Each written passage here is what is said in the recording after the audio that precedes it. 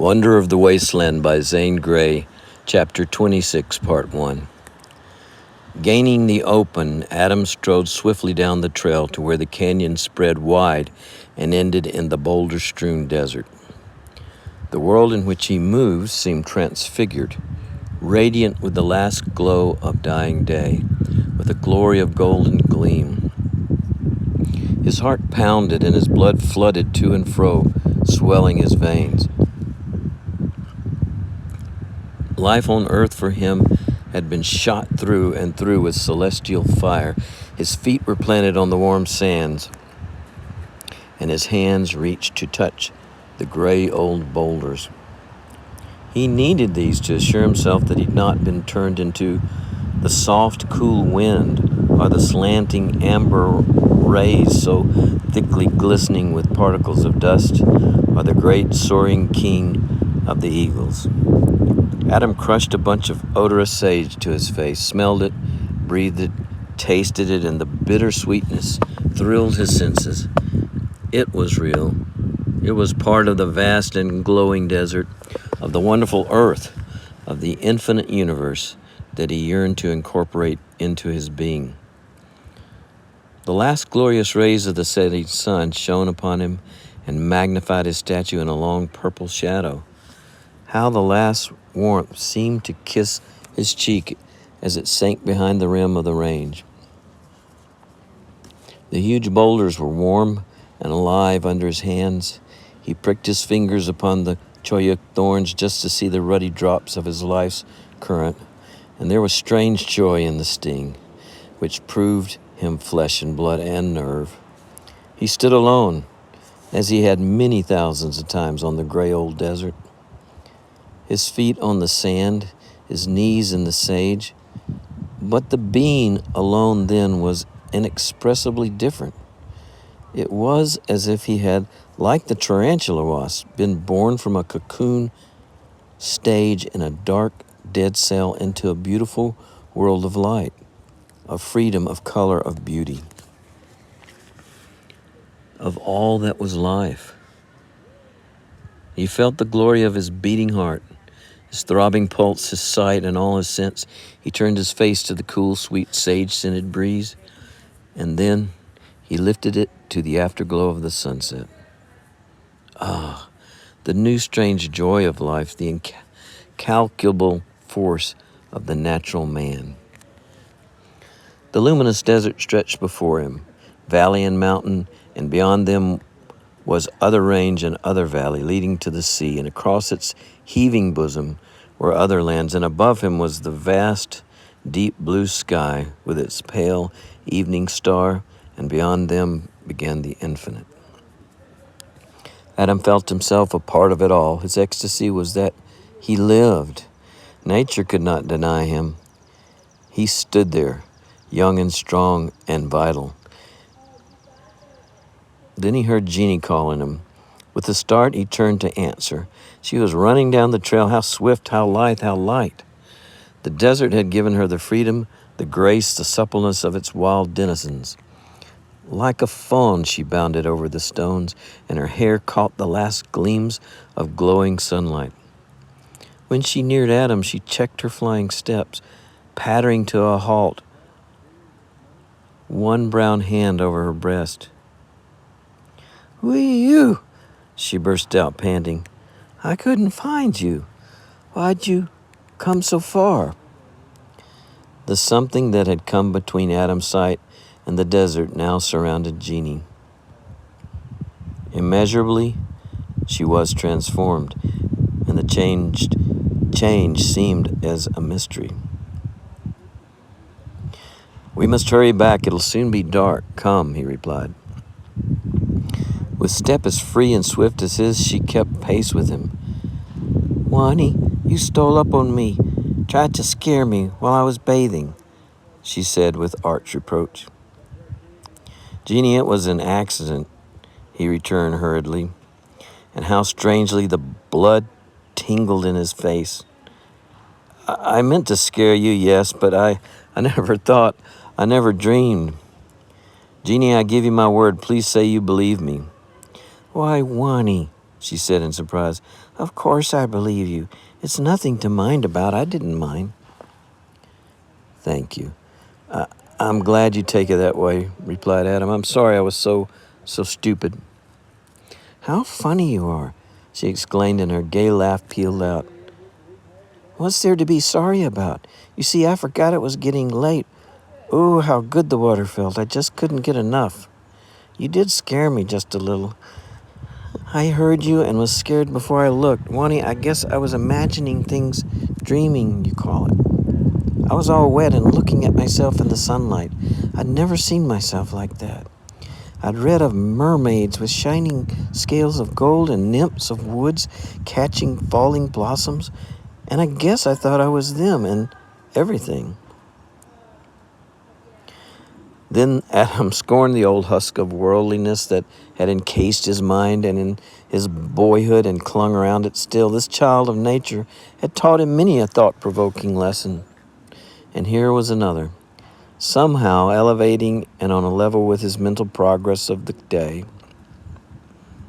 Jeannie had never lived in the world, nor had she been taught many of its customs. She was like a shy, wild young fawn. She was a dreaming, exuberant girl. Jeannie had been taught to write and study and read and was far from being ignorant. But she had not understood the meaning of Adam's apology.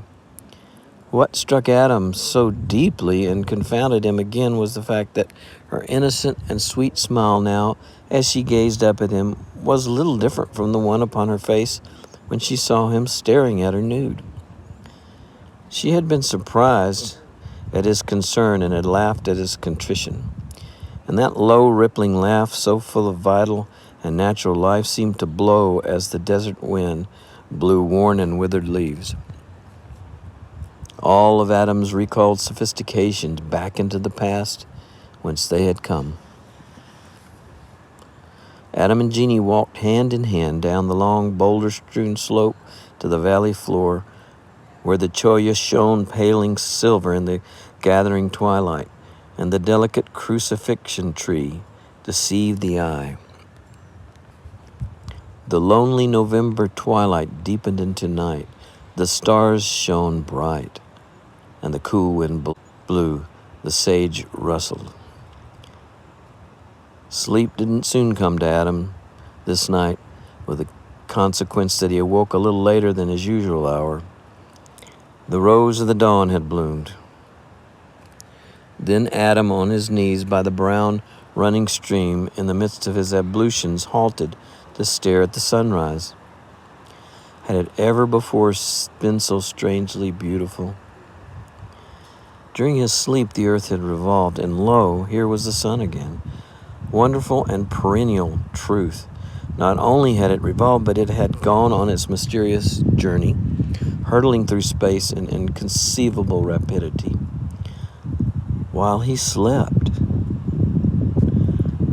Again he had awakened. 1,000 years ago he had awakened just like this. So it seemed to the sunrise, to the loneliness of lonely places, to the beauty of nature, to the joy of life. He sensed some past state which, when he thought about it, faded back elusively and was gone. But he knew he had lived somewhere before this. All of life was in him. The marvelous spirit he felt now would never die. There dawned upon Adam a sudden consciousness of Jeannie's beauty. She was the last realized and the most beautiful creation of the desert around him. It came to him as a great surprise. She too knelt at the stream, splashing the cool water, bathing her face, wetting the dark gold-tinted locks and brushing them back. Curiously and absorbingly, Adam gazed at her with eyes from which some blinding shudder had fallen. Yes, she was beautiful. Seemed a simple fact that he had overlooked, and yet it was amazing. It distracted him. "Wani, you're all eyes," cried Jeannie gaily. "What's the matter with me? Why do you look so?" "Jeannie, you're growing up," he replied soberly. "Well, you'd have known that before if you'd seen me sewing," she said. "How old are you?" he asked. "Guess I'm nearly 17, she said, and the words brought back the dreams. "Why, you're a young lady," ejaculated Adam. And he had been about to add that she was beautiful, but he held his tongue.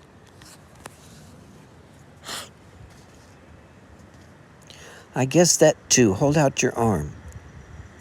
Adam complied and was further amazed to see as she walked under his outstretched arm that the glossy, wavy crown of her head almost touched it. She was as tall and slim and graceful as an arrowweed. "There, I'll have you know you're a mighty big man," she said, "and if you weren't so big, I'd come clear up to your shoulder." "Jeannie, don't you want to leave this desert?" he queried. "Oh, no," she replied instantly. "I love it, and please don't make me think of towns and lots of people. I want to run wild like a roadrunner. I'd be perfectly happy if I didn't have to spend half the day mending these old clothes.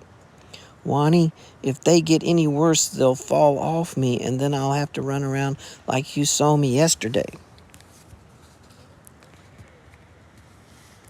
"Oh, but for the thorns, that'd be grand." Her light, rippling laugh rang out, sweet and gay. Adam waited for her later, in the shade of Taquich Canyon, where from the topmost of a jumble of boulders he watched a distant waterfall, white, green, as it flashed over a dark cliff. He watched her coming, her ragged boy's garb, with its patches and rents, no longer hid her femininity and her charm from his eyes.